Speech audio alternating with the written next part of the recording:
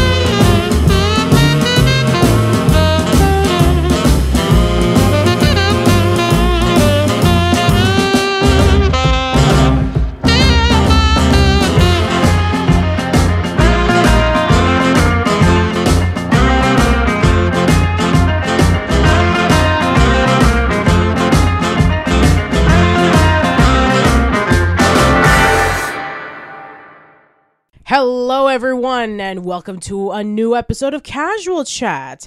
I'm Patricia. My name is Arun. So yeah, we had just finished watching the latest of the Netflix films that we have been tuning into for quite a bit. I don't think anyone was expecting us to do chicken out of this one. Yeah, so Netflix has been on a roll lately. I mean, first they had Nimona, then they had Leo, and now we're talking about the latest feature, which is quite a surprise considering on where it first started off. We're talking about Chicken Run Dawn of the Nugget, which is the sequel to the 2000 stop-motion animated film produced by DreamWorks and Aardman Animation, Chicken Run. Yeah, and just as to reflect on this, like we were talking about before in an episode of Arun and Patricia, that Netflix Animation right now is doing very well in this regard, and to the point where now Netflix is going to start taking it more seriously. There's going to be an animation studio, and now they're going to be doing more of this stuff. So I mean, whether Aardman's going to have a future in all of this is yet to remains to be seen. But right now, 2023 in regards to animation for Netflix, I think it's been a pretty strong one. I think we can agree. I do agree. So yeah, let's do a quick recap for those who had missed out on Chicken Run, especially since it came out 23 years ago, if you can believe. Well, let's keep it brief, because if you really want an in-depth analysis, I think, of Chicken Run, I think I would say go check out Jam Machine and check out our Chicken Run episode. Yes, yeah. I would say for that. So, okay. Yeah, Chicken Run, which is so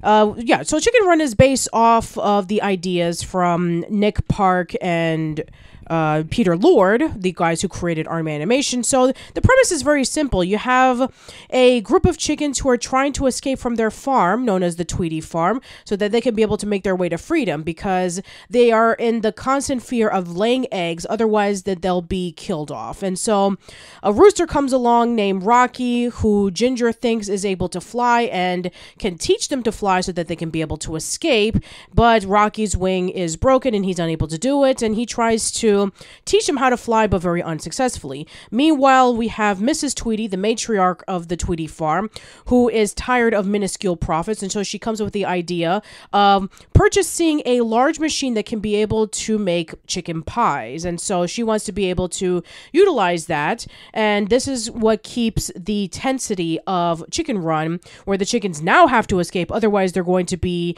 made into pies. So yeah, Chicken Run was a major success when it first came out, and it had garnered a lot of acclaim from critics and viewers, and it is still to this day the highest grossing stop-motion animated film. Yeah, and actually, I was going to actually update you. Actually mention that to you so that you remembered it. Like it is, but still to this day. So, 1999, Chicken Run was 2000. Released? 2000 actually. And so, I mean, it's kind of still weird though to think about this, even though you and I just just maybe just a couple of hours removed from watching Dawn of the Nugget, that this is still an actual thing. Like what was it? It's now been 23 years since we were removed from the original. By the way, in the beginning of the movie, they had to do a recap of saying, oh, this is what happened in the first movie, effectively, and which is kind of strange, really, because if you go on Netflix right now, you can still watch Chicken Run, and not only can you watch it on Netflix, I mean, you can also watch it on Disney Plus as well, here in the UK. Yeah. So I mean, we've watched it. So we watched the original Chicken Run just as a refresh on Disney Plus, and now we go over to Netflix and we finally watched Dawn of the Nugget, and so I guess some initial feedback, I think, maybe to begin with. So I would say that I mean, anyone who's expecting this to be Chicken Run down to the T, I mean, obviously there is a lot of liberty, I think, in regards to this one, because first of all, as we all know, in the controversy of all this, the original voice actors are not involved in all of this. Yes. And so, which, I mean, I guess when looking at the voice acting, if we have to isolate that out, is that, I mean, to be honest with you, I mean, there were some times where it's kind of like, yeah, that didn't really sound that much like Ginger, but, I mean, it was very close to, I mean, I would say that, in regards to this being, to be fair, to say that this is a movie that's 23 years removed from the original, I mean, let's just say, for argument's sake, that the voice, the cast wasn't available and they had to replace these people. I mean, they did a very good job in trying to cast the people who actually, to sound like the characters that they were back in the 2000 movie. Now, let's reiterate for those who have not tuned into Arun and Patricia years ago and heard about the announcement regarding about Julie Swahala, who was the original voice of Ginger, not being brought in to do Dawn of the Nugget because of ageism. They thought that she was too old to portray as Ginger, and so she literally had to do a video interview discussing about why it was a terrible idea, and she even re-recorded her old lines back to back with what Chicken Run and then what she sounded like currently, and she didn't sound too bad. And pretty much everybody from the internet was just really upset about the whole ageism and voice acting not being appreciated as an art form and as a creative way of expressing characters on the big screen. Yeah, I mean, I've reiterated this in Arun and Patricia, that I think that it was a bad idea not to bring her back in this, and given the fact that she still plays. And by the way, also, Ginger, mate, the way that they put this is that apparently it is still like going right off the original movie like 23 years ago, which is really even then, the fact that there's only a small time jump. I mean, like Ginger is getting older at this point, so it would have made more sense to still cast the original voice actor in this. Exactly, like they were able to bring back Imelda Staunton as Bunty.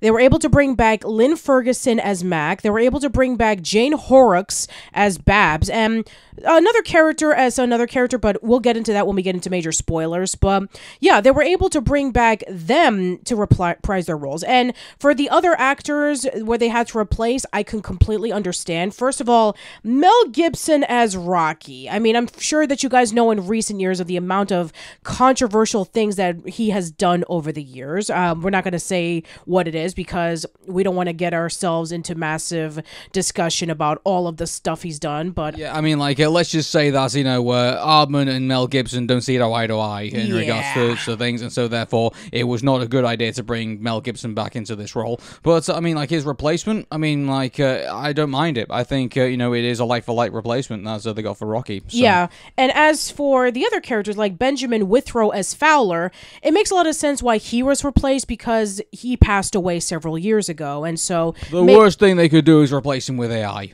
But, that was the worst thing they potentially could have done with him. Yeah, and as for Timothy Spall as Nick and Phil Daniels as Fetcher, they were replaced as well. And again, it makes a lot of sense because they're pretty prolific actors. So I take it they were really busy with their acting performances. So, but again, like we were saying earlier, the actors that they were able to cast in the current Nick and Fetcher were actually pretty good. So yeah, I wouldn't say any major complaints about that. Yeah, and so I guess also the animation as well. I mean, mean, I think it's fair. It's well, it's Aardman Animation. It's well done, and the fact that the one thing that was interesting though is that after we watched the movie, we watched the making as well, and so while they admitted that they used CGI to get rid of like some of like the dust, some of the dust and imperfections of that, they still kept like the thumbprints and like all the fingerprints and everything like that to make it feel more like very genuine and very very humble, I think, and I really love the fact that they basically done that. And, I do agree. By the way, after you've watched the movie, I would definitely recommend that you go watch the making because some of the stuff that they do is phenomenal. Like, it is. It is. Like, by the way, I mean, I guess this isn't really a spoiler at this point because, it was shown in the trailer, but Mrs. Tweedy's back in this. Yes, she is. But the way that they introduce her, I think, you know what? The way that they introduced her, I really think that they should have kept her a secret. Like, they shouldn't, like, maybe they should have hinted at her in the trailer, but not actually bring it up. And I don't get me wrong, like, the fact that there was so much, social media buzz after that, I guarantee you, like, it was pretty much good advertising to do that. But, I think the impact would have been far bigger, I think, if they just kept it a secret and maybe hinted at the fact that Mrs. Tweedy was going to be returning. Or, because, we could have been speculating. Imagine if they'd only shown her walking down the stairs and cut it at that. And we're like, well, this can't be surely Mrs. Tweedy. Maybe it's a sister, maybe it's a relative, maybe it's something like that, maybe it's something to her. But, the fact that we knew from the get-go that it was Mrs. Tweedy, I mean, like, it did take away a bit of the impact from that. I do agree. And it's kind of a shame, really, because, I don't know, maybe it wasn't Aardman's decision, maybe it was a Netflix decision, I'm not entirely sure, but, it would have been more effective if you saw how painstaking they did, to get her walking down those stairs, all the lights, all the movements and things like that, the fact that, they had to do it with and without the boots, to get it all right, they went into painstaking detail to do the Tweedy reveal, and the fact that it was given away in the trailer, it's kind of, not justified, I do agree. to do that. I think they should have just, the fact that they went to such a length for that one scene, I really feel like they should have, just kept it a secret. Yeah. I think. And speaking of Mrs. Tweedy, she is reprised. Miranda Richardson reprises her role as Mrs. Tweedy, and yeah, she does a really phenomenal job. She really captures that creepy essence of Mrs. Tweedy from the first film, but at the same time, just has that little edge where she basically just wants to be able to make this second attempt of chickens and food, so that she can be able to get revenge on what happened in the first movie. I would go even further than that. She actually looks like a supervillain. Yes. She looks like a supervillain. She looks like a supervillain from a spy movie. I mean, we were comparing it to Syndrome from The Incredibles. Yeah. In fact, there's a lot of little details that definitely captures that 1950s, 1960s aesthetic, which is really great. Because, I mean, I don't know if you noticed this, Aaron, but when they showed off the newspaper clippings of, like, the chickens escaping, it said the date, and it was 1952. Yeah, so like so I guess this takes place a couple of years after that. I think so, yeah. Yeah, and the fact that, also, I mean, like, again, I don't know when chicken nuggets were invented, so, like, I mean, I'm a bit flimsy on the details of that, but obviously the fact that, the chicken nugget was, like, a new thing at that time, and I'm guessing maybe it was predating, the fast food industry, I guess, at that point. I mean, it makes a lot of sense considering that, McDonald's had started around the mid-50s. Yeah, so, I mean, I guess they were trying to catch on to that thing at the time. So, yeah, in fact, I'm actually looking at it right now. Chicken nuggets were invented in the 50s. Wow. So they were correct on this. Who actually invented them? Was it McDonald's or was it like interesting to see who actually came up with the idea. I'm trying to look it up myself, but let me just it says right here that chicken nuggets were invented in the 1950s by a food scientist professor named Robert C. Baker at Cornell University.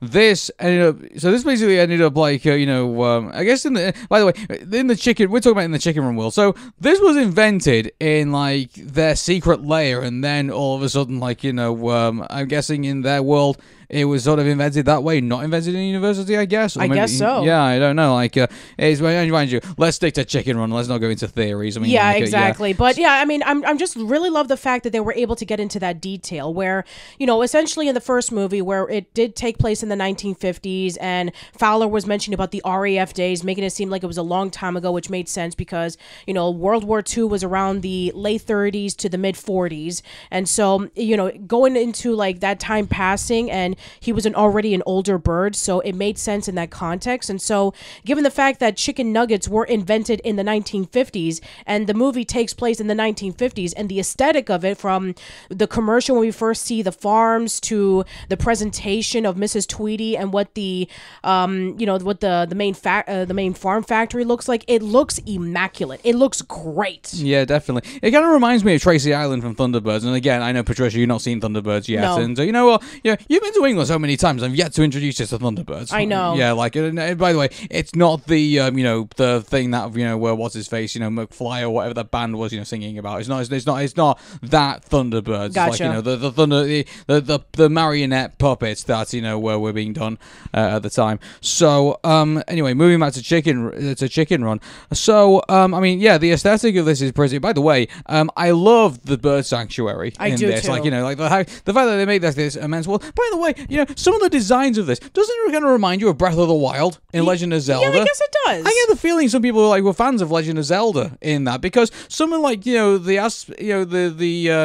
get by the way, Molly, when she goes up into the tree and sees from away from the island and sees all the world away, and it just took me back to when we first saw the Breath of the Wild trailer. We saw how open and immaculate the world was, and how inviting it was to explore. I get the feeling they took some inspiration from that. I wouldn't be surprised. Yeah. I mean, somebody at Aardman must have really loved Breath of the Wild. I guess so, yeah, because look at the designs of this place. Yeah. And they made the whole world so inviting. And maybe that was the idea, because we're introduced to Molly in this. And by the way, I love Molly. I love her too. She is so amazing and performed brilliantly by Bella Ramsey, which, by the way, she is on a roll lately. Exactly, yeah. But this is the greatest thing about this. They take the best bits of Rocky and take the best bits of Ginger and create Molly. And she's fantastic. She stands on her own right, yet at the same time, she is a reference to both characters done completely correctly. This is what you do with a child character, effectively. When you've established two characters, and then you say, okay, well, this is going to be a family now. This is what you do with this character, with characters like this. Yes. And, how many times? I mean, to be fair, this is fan fiction and this is fan art and stuff like that. I mean, how many times have we seen just oh, hey, I'm going to create a character and basically just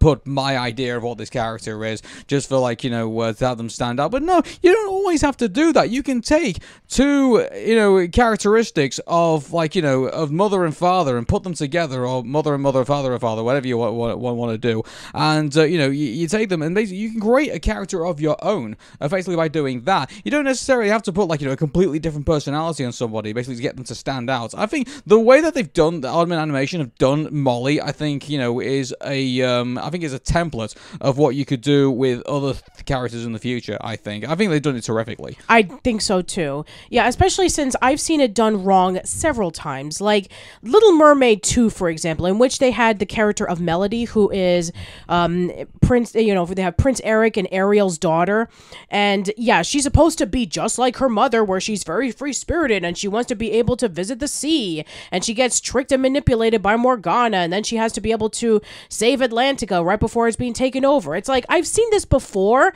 and it was done terribly, but again, Chicken Run Dawn of the Nugget was able to do a great job. And I'm really happy that they were able to have a movie featuring a mother-daughter, because the last time that I saw this was in Turning Red, and yeah, they did a really good job at that too, but it's a little bit of a different relationship. Yeah, but comparing Little Mermaid 2, Melody, I know Melody has her fans and everything like that, I get that, but let's be honest, the way that Chicken Run has done this is a better mother-daughter relationship than Ariel and Melody, unfortunately. Yeah, so, in fact, if you want to see a great example of this kind of concept done right, watch Dawn of the Nugget, because it's almost like they were able to take that formula of Ginger being afraid of showing Molly outside of the bird sanctuary, and by the way, if you watch the making of this movie, we weren't originally going to have Molly. We were going to have a guy called Nobby, and he was basically going to be a father-son relationship. Yes, that was going to be going on, but so then they realized what they had and they changed that, and that was a great change. I do agree. And yeah, Nobby, I'm sure, would have been a really interesting decision. I mean, he's kind of like this geeky kind of chicken him with big glasses and knobbly knees, and yeah, it would have been focusing more on a father-son relationship. But I mean, here's the thing about this. Like, we've sort of had, like, kind of like the weird geeky characters for a while now. Like, we had Mirabelle from Encanto, and we've had, like, various other examples of that. And it's, I mean, don't get me wrong, those type of characters are fun to be around, but let's be honest, we've had quite a lot of them recently, and it's kind of refreshing to have someone like Molly. I do agree. Yeah, it gives a bit of variety into that. So I think, and also there's a lot of kids I think that would relate to Molly. I do agree. I think, and I'm pretty sure also some parents also would kind of like look at themselves also as well, kind of have a bit of self-analysis. I mean, it's a great family movie in that regard. There's people here who can actually kind of like imagine having a family like that, and they can just see themselves in these characters. I mean like it's great. Can you imagine if the family consisted of like people who had watched the movie 23 years ago when they were kids, and then like 23 years later they grow up and then they're watching it with their kids and they're seeing kind of like a similar experience to what they saw the first time. Yeah, and so, I mean, here's the thing about the everyone's role in all of this, because Ginger was the person who, was trying to come up with the plans because she wanted to escape because she didn't want to be, fenced in and everything like that. And then now, unfortunately, the tables have turned for Ginger because she's become so, obsessed with, well, not obsessed, but I think just so caring and maybe overly passionate about protecting Molly that she has, pretty much kept Molly herself penned in to this island and will not let her go. Yeah. And, and even Molly, I love this scene where, she says, look, you may have given me everything, but I don't have everything. There's one thing that you won't give me. And Ginger says, well, what's that? And she just says, she's quietly, freedom. And that nailed it. That's a mic drop, isn't it? Yeah, that just nailed it perfectly, because in the first movie, Ginger was hoping to escape so that she can be able to experience freedom from being trapped in Tweedy's farm. But now she's trapping her own daughter in the bird sanctuary and not letting her go for the sake of protecting her, because she doesn't want her to go through the same thing that she went through. And, we even overlook Rocky, the fact that he was from the circus. He was a performance animal. So I'm sure that he kind of went through something similar as well. I get the feeling that Molly manipulated her dad quite a bit by saying, oh, well, look at this poster. You were very cool. And, like, trying to, she knows her dad far too well. I love the fact that, she manages to get Rocky basically just to open up about, like, his time in the circus and, like, everything that happened. And, and also, I mean, you gotta kind of unfortunately, you kind of gotta put some of this on Ginger because, like, there's times where you just have to, like, I know you want to protect your daughter, but, I mean, like, the only way that you prevent events of the past reoccurring is to basically teach your future generations of basically what happened. It's like, there's reasons why, historical events are retold, time and time again. I actually like the opening of this because, they reflect on basically what's happened to them, and then I think they take away the wrong lesson from it, is that, oh, well, we don't want, our child to basically go through what we had to go through, but, and then basically try and cover, put away, those things in the past, but, it's kind of like the debate that you have, like, with the Incredibles, for example, because, you got Mr. Incredible, who thinks that, our kids should know about, like, embrace our superpowers and what makes us special and everything like that, and then you have, Elastigirl on the other side who says, no, we have to protect our family because, you've got us into trouble, before at times, and we don't want to move away again, and we want to protect what we have because what we have is special. And so he's like this conflicting kind of thing that, that's funny because, I mean, I would have, like, I mean, don't get me wrong, we get that between Rocky and Ginger, but not too much of it, unfortunately. And I would have actually kind of liked that if, like, Rocky took the role of Mr. Incredible and Ginger took the role of Elastigirl in this, in a way. I think that would have been an interesting kind of conversation. And we do get bits of that, but, not enough to, like, unfortunately, like, the adventure as well, it overtakes, any, like, the conversations that we have between, like, our two characters in this regard. Yeah, I take it that Rocky is just following Ginger's orders because she's the leader amongst the group. I mean, she literally wears the pants in the family. He is literally a henpecked husband. Oh my! Now that you say that out loud, I didn't even think about that. Good grief! Wow. So and I do like the fact that Rocky has taken over as the rooster of the bird sanctuary, whereas before it was Fowler, and he's since retired, which makes a lot of sense. He does, yeah. And the great thing about this is that I mean, these characters are now getting the chance to be far more explored than I think they were, because before it was just about escaping the chicken farm, and everybody else was kind of dragged in for the ride. Whereas this takes moments to pause and kind of concentrate on the evolution of our characters. The fact that Ginger now has become a mom, and she is now got to be protective of her daughter, but realizing that she can't really run away from her past, and the fact that she also was longed for freedom, to give the same type of freedom to Molly and everything. She sort of kind of forgets that in wanting to protect her daughter, and she has to kind of rediscover that throughout the movie. And I think Rocky also as well, while he does want to reflect on the past, he does have to realize that his actions do have consequences in that regard. So I think he goes through that evolution as well. I mean, the only kind of characters I think that really don't go through any type of evolution, I mean, I guess you could say the rats do kind of go through some kind of evolution by saying, oh, well, we're not really caring too much about it's not just business anymore. Molly's actually part of our family now, and we do care about her, and we want to go rescue her, pretty much. So I think maybe they go for a little bit of evolution, but the one criticism I think I'd have for the movie, that everyone kind of remains a little bit the same, really. Yeah, you have essentially Bunty, who's the strong one, Babs, who's kind of like the daffy one, you have Mac, who's the smart one, Fowler is the old war veteran. So yeah, they do kind of stick to their same personas that they had with the first movie. You would have thought that maybe they would have gotten a little bit more evolution since then, but not really. They just stick to the status quo. Yeah, so I mean, I guess our side characters don't really get that much attention, but I guess because there's so much going on in this movie, I mean, there's not really much chance to give them screen time on this. And keep this in mind, stop motion animation, it is a painstaking art form to just to get a couple of frames in, let alone get a segment of a story in. Yeah, that opening sequence alone, it took 6 months for them to do. Exactly. So you can probably imagine how I think that's one thing that holds back some stop motion animation movies from truly being epics, because you don't really have that much opportunity in the story to develop the characters, because you even saw in the making, when they had the script, there was a guy who had to kind of meet the script and the animation all in the middle and say there's certain things that we can do, and there's certain things that we can't do, and things have to kind of evolve over the time, if you will. So maybe that is probably and I'm sure that people are going to be saying all about El Toro's Pinocchio and everything like that, but I mean, at the same time, it is a very fine art to meet the story and the animation in the middle. And I think that was really if you watch the making, that point is really put in quite significantly. There's a lot of time to do the animation, and then there's time do the story, and then there's the music and everything like that. But then meeting all that in the middle is a challenge within itself. Yeah, and you have to understand that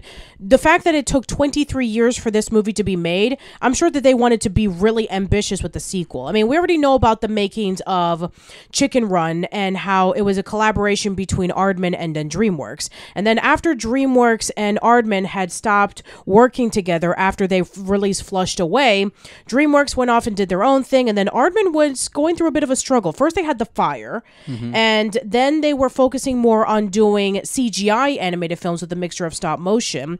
And then they released several movies that didn't exactly meet up to their standard, like The Pirates, Adventures of Scientists. I mean, that was a fun movie, but it's not one that is one of their most remembered ones, and I'm sorry, I do not like Early Man. I think that the thing that was keeping them afloat for the longest time was definitely Shaun the Sheep. Yeah, well, I mean, Shaun the Sheep was a phenomenon, so I think we exactly. can all agree on that. So I think there was that, but I mean, going back to Chicken Run, just for that, I think with this, I think will Chicken Run now get more of a resurgence? I mean, it's too early to tell at this point. I mean, I'm sure if it starts trending on Netflix and starts getting more attention in that regard, and I don't know, maybe if the BBC decides to oh, hey, we're going to pick this up, then maybe then there might be some sort of resurgence in regards to interest in Chicken Run. I mean, I'm hoping so, but then again, 2023 was a stellar year for great animated films. It was, yeah, and also, where there's a lot of Netflix stuff that's in there. Also, on top of that as well, we know what Netflix's business model is. It's basically to try and get new people in, and then once it's got those new people, it's kind of like, it doesn't really care if it kind of keeps hold of them. Not as long as it kind of bringing in new viewers, it doesn't really, the people within the existing pool kind of have to kind of like put up with whoever's in the pool.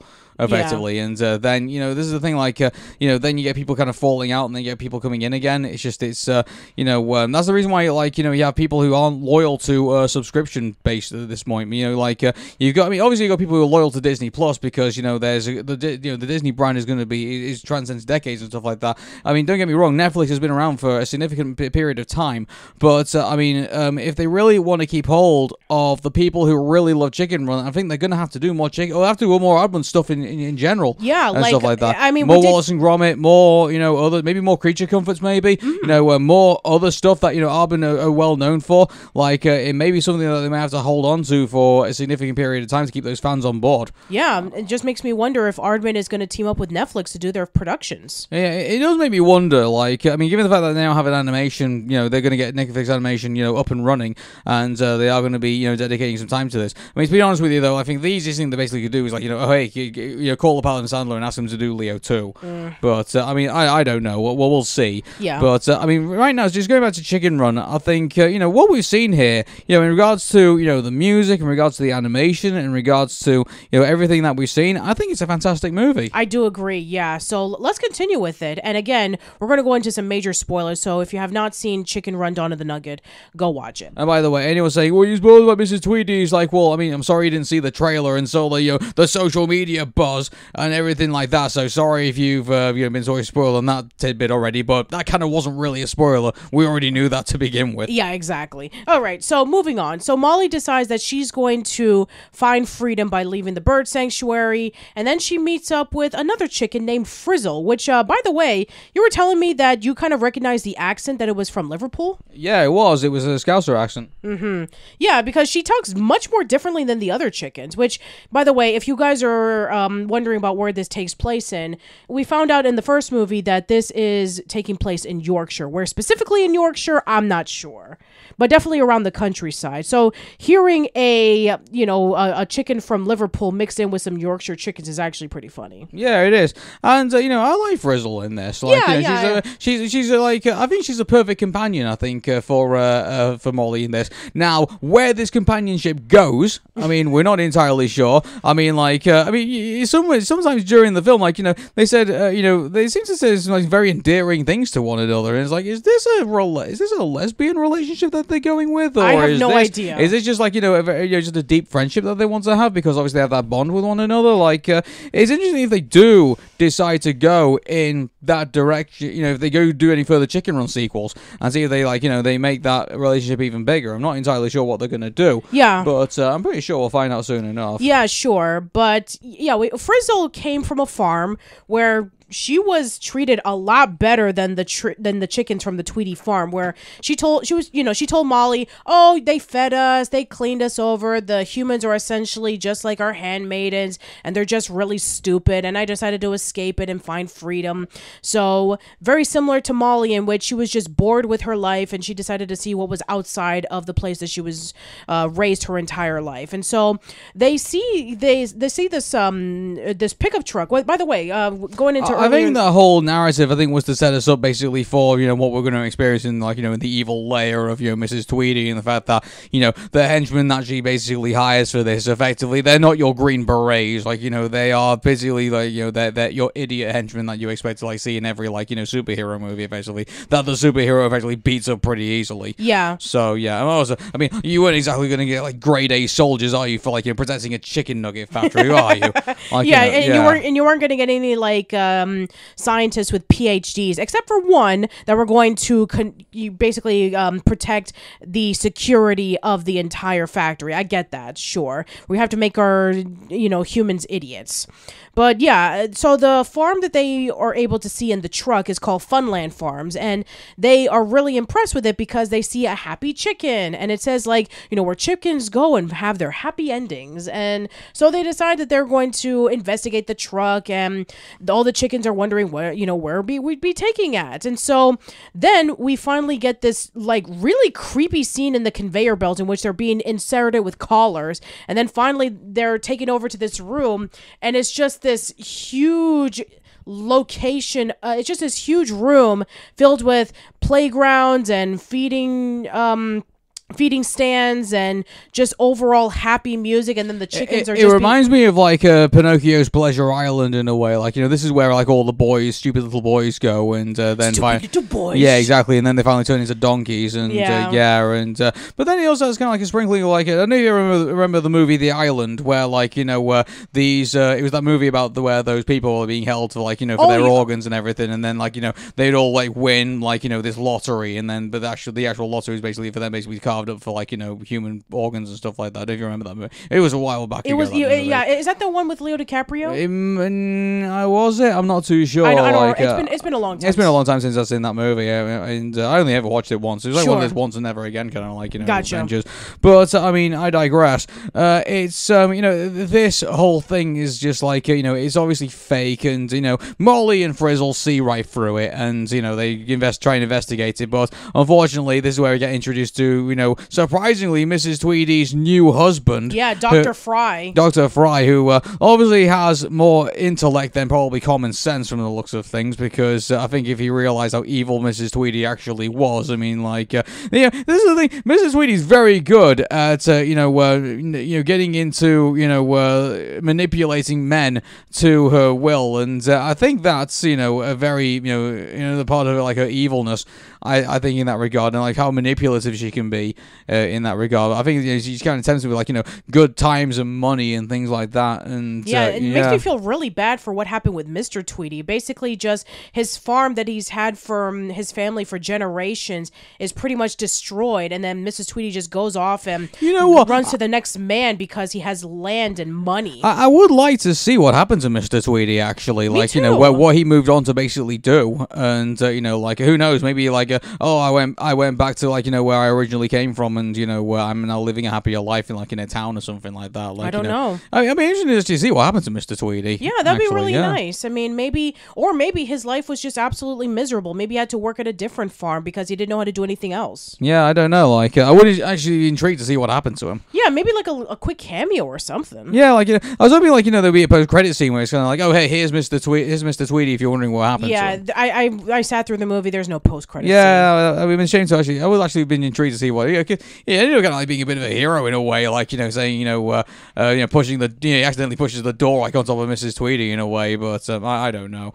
Yeah, but, so we have this we have this owner of a restaurant known as Reginald Smith from Sir Eats a Lot, who is intrigued by Mrs. Tweedy's new project. I love how Dr. Fry keeps calling him Sir Eats a Lot. It's no, that's just the logo of our company restaurant, and he actually thinks he's a knight and stuff like that. Oh my god, he just lacks totally. He's just oblivious to how the world yeah, works. For somebody who has degrees in Oxford and what was the other one? I forget, but yeah. Well, basically, apparently he has Cambridge. That's what it was. Yeah, he's basically been through Oxbridge. So basically, he's been through University of Oxford and University of Cambridge, and apparently also he's done drama studies as well. Yes. So that's the reason why he's so dramatic in his delivery, which I think was a very good touch. And he's basically just a minion, effectively. He's like Igor, he's basically again the henpecked husband, just like Mr. Tweedy was in the first movie. Exactly.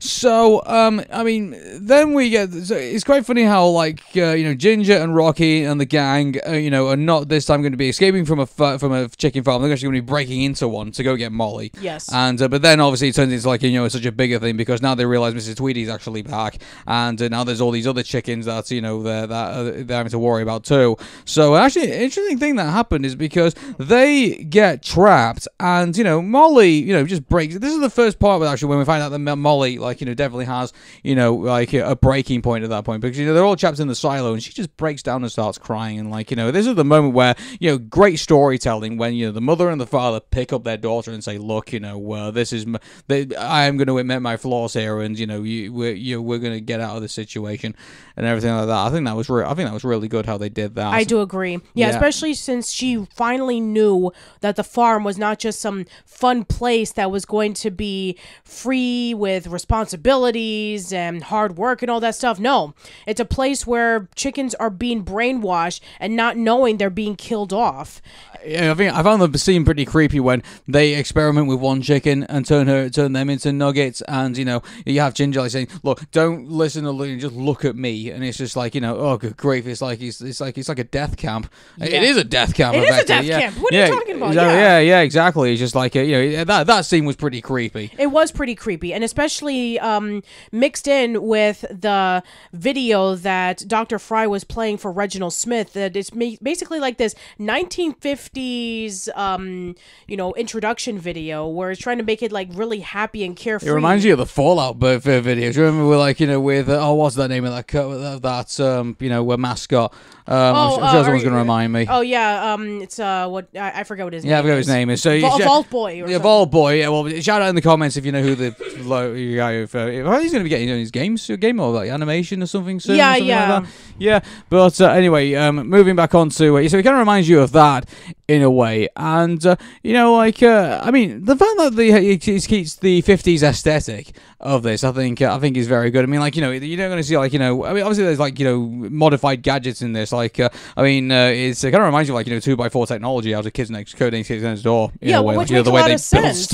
It makes a lot of sense considering that they use that crude technology and original prop gadgets from the first movie when they were able to try to learn how to fly, and then they were using it to make the crate. So they were able to use that kind of ingenuity, but they've improved a lot since then. They're able to use the thrust, the belt strap, and being able to actually catapult them up into the wall, and then they're able to use things to swim underwater and try to climb through walls and try to dig underground. So they were able to improve a lot with their ingenuity since the first movie. Yeah, I don't know. Is this getting kind of a bit Planet of the Apes-ish right now? No, not really. I would say that if the first movie was trying to be the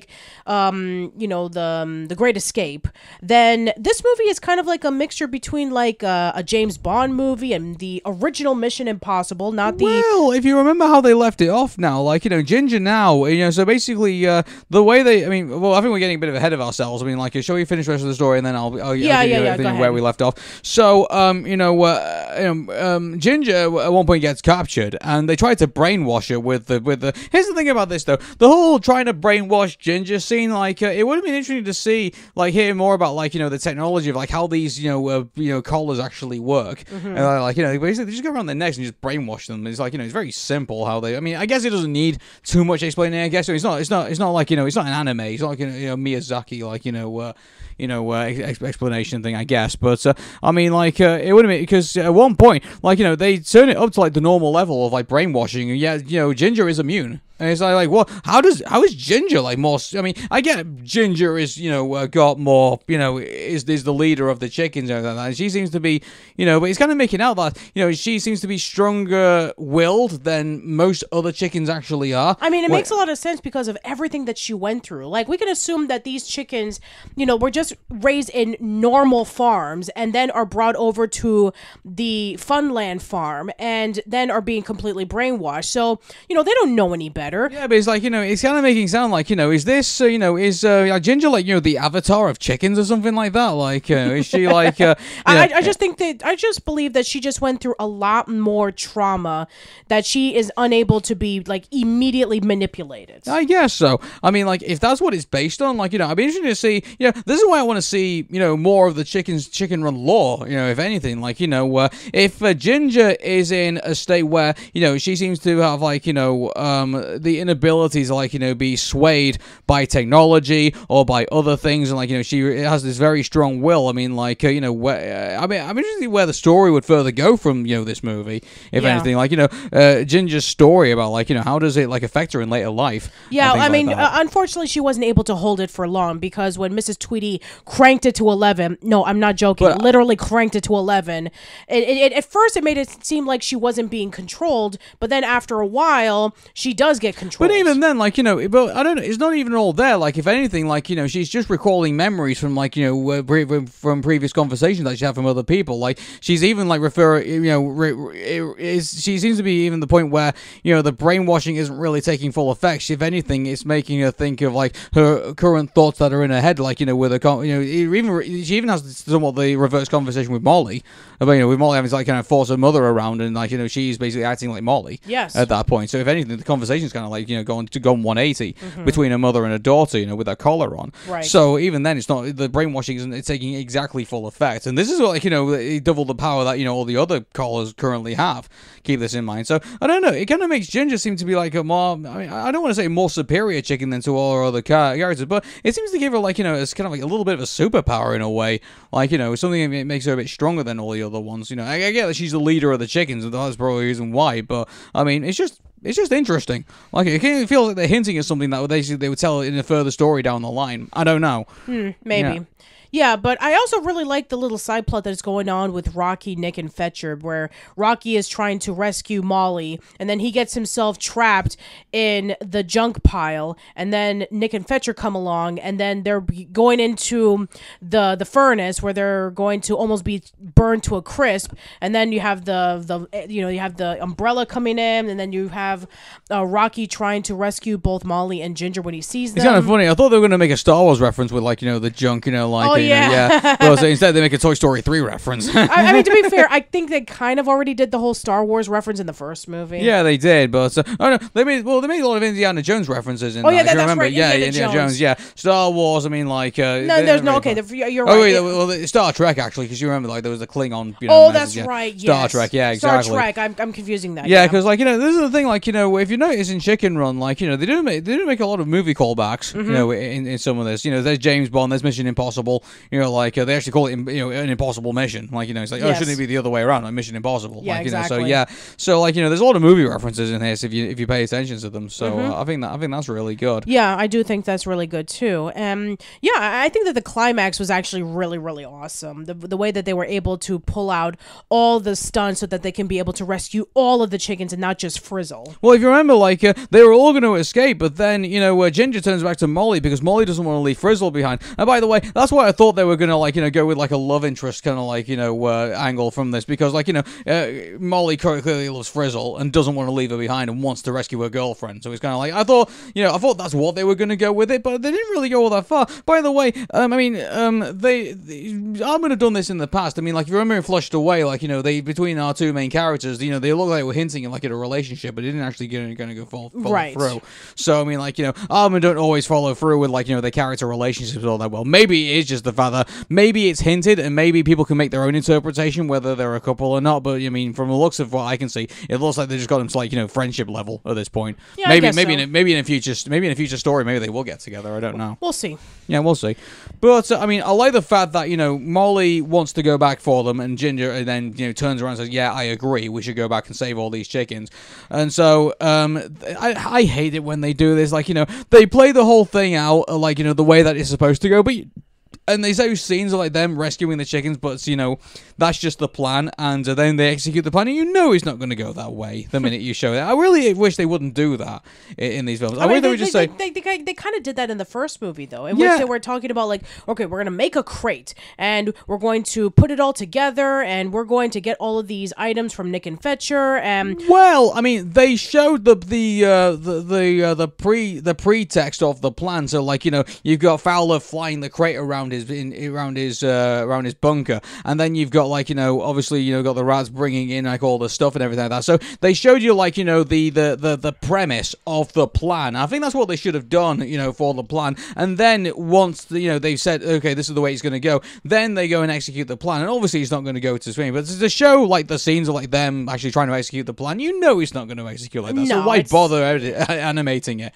If anything, I'd rather like hear, okay, this is the plan, and then watch the plan go awry, but then finally get to the you know, to the end. If it also like, you know, I just don't like it when they show, oh, you know, they show the whole thing like, you know, in scenes, because you know it's not going to end up that way. Right. You just know it.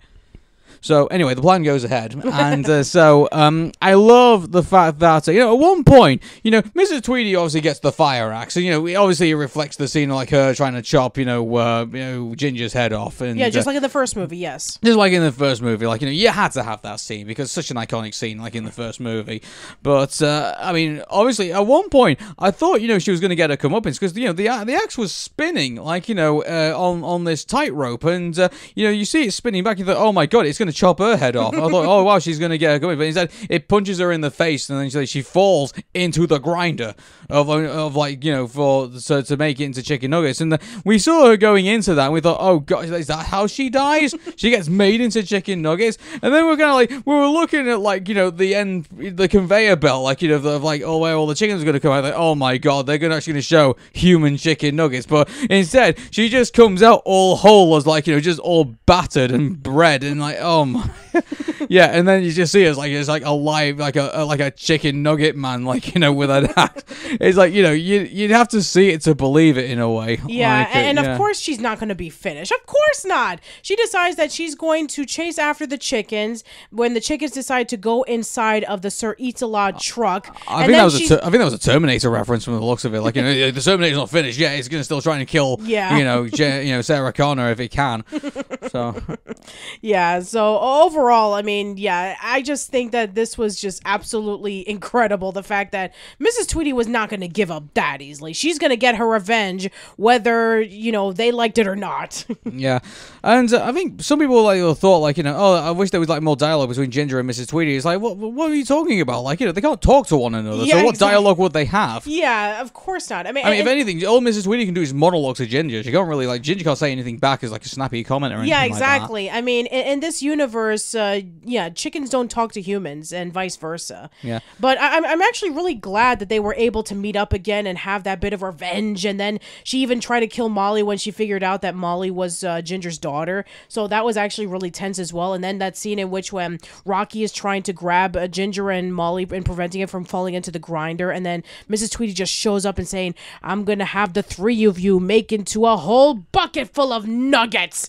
And you were thinking that, oh man, you know, is this going to be the end for them? So yeah, Mrs. Tweedy is cranked up in this sequel, and I think that that's just great, especially since we didn't think that she was going to show up again. I mean, the last time that we saw her, you know, she was in the chicken pie machine in the gravy compartment.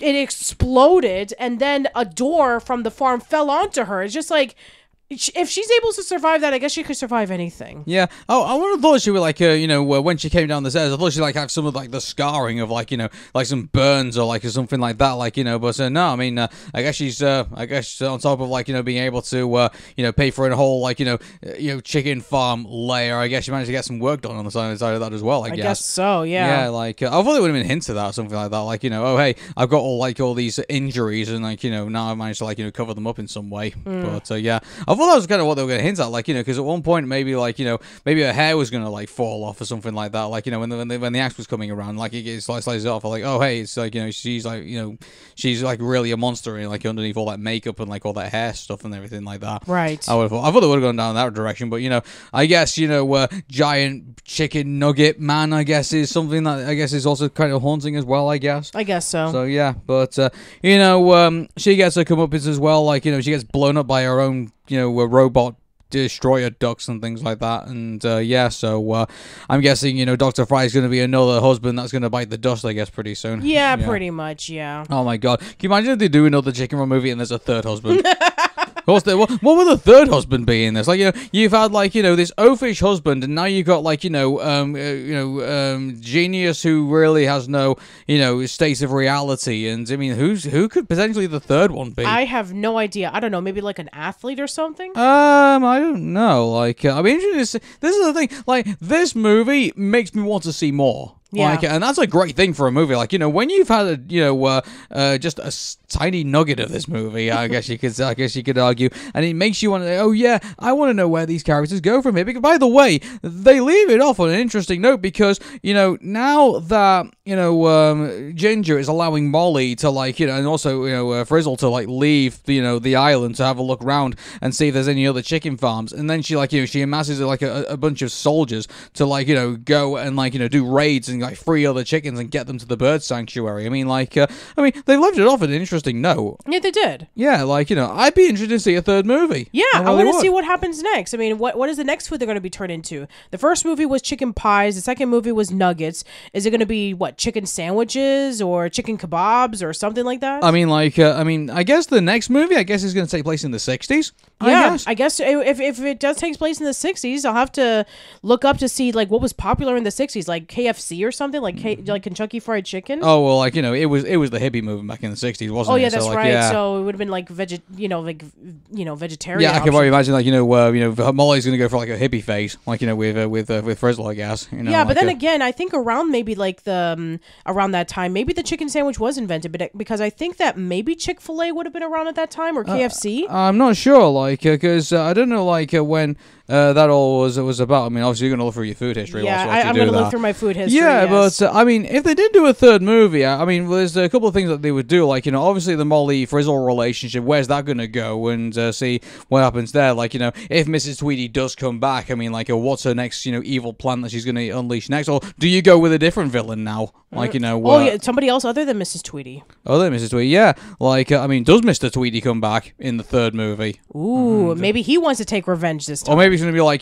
by the way, as of this podcast, we recently saw the trailer for Kung Fu Bandits 4. Yes. And, and there's actually callbacks to, the first movie. I mean, what? We're going to have to wait for the fourth chicken movie, maybe, for Chicken Run movie for the first Mr. Tweedy to come back. I just looked up. KFC started in the 50s. Yeah. So, I mean, maybe we end up making references to KFC. Yeah. In that, maybe. I'm not too sure. Yeah. Maybe the next villain's a giant Colonel Sanders or something. I don't know. It ends up being kind of or maybe it ends up being a situation where, maybe our characters, maybe they end up going to America. Maybe. Yeah, I mean, that could be really interesting. I mean, take it globally this time. Yeah, maybe, Ginger, Rocky, and, Molly, and maybe a few other ones decide to, maybe Babs say, maybe we should actually go on holiday, and they go to the United States.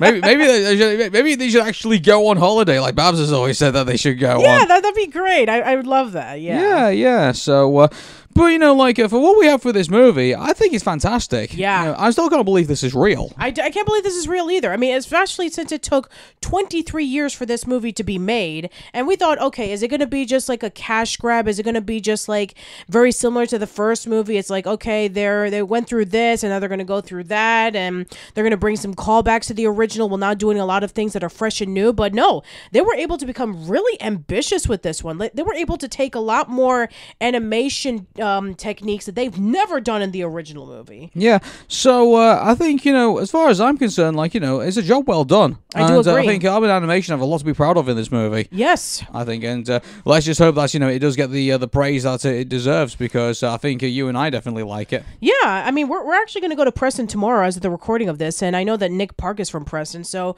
who knows? Maybe they'll be having something over there for the celebration of Dawn of the Nuggets. I'm pretty sure we'll find out soon enough, but I mean, putting that aside, I mean, if you've got a Netflix subscription and you haven't seen Chicken Run Dawn of the Nugget yet, what are you doing? Go see it right now. It's a fantastic movie. Yeah. And I mean, if you want some further context of what the characters are going through, obviously by all means watch the first movie. But I mean, even as a standalone movie, I mean, they already give you the premise of what happens in the first movie, so you don't have to go revisit Chicken Run if you don't want to. You kind of already know where they're up to in this regard. And the fact that it's explained that Rocky once had this previous life, and so did Ginger as well, and that Molly is very quizzical about it and wants to know what's outside the island. I mean, that should be enough in itself to make you relate with the characters and see what they're going through in regards to their motivations. Yeah, I think that this movie was able to do a lot of things right. They were able to bring back the characters and catches up with what they were doing last time. They were able to introduce new characters that we can be able to gravitate towards. They were able to bring back old villains and tweak them up into the next level of insanity. And they were able to do a little bit of a reverse in the plot, in which in the first movie it was about escaping, and in this movie it was about breaking in. So yeah, they were able to do a lot of really interesting things to the movie. And the animation has gotten a lot better since then. I mean, it's a lot more colorful, and at the same time is able to keep to the charm of the original film with its stop motion animation.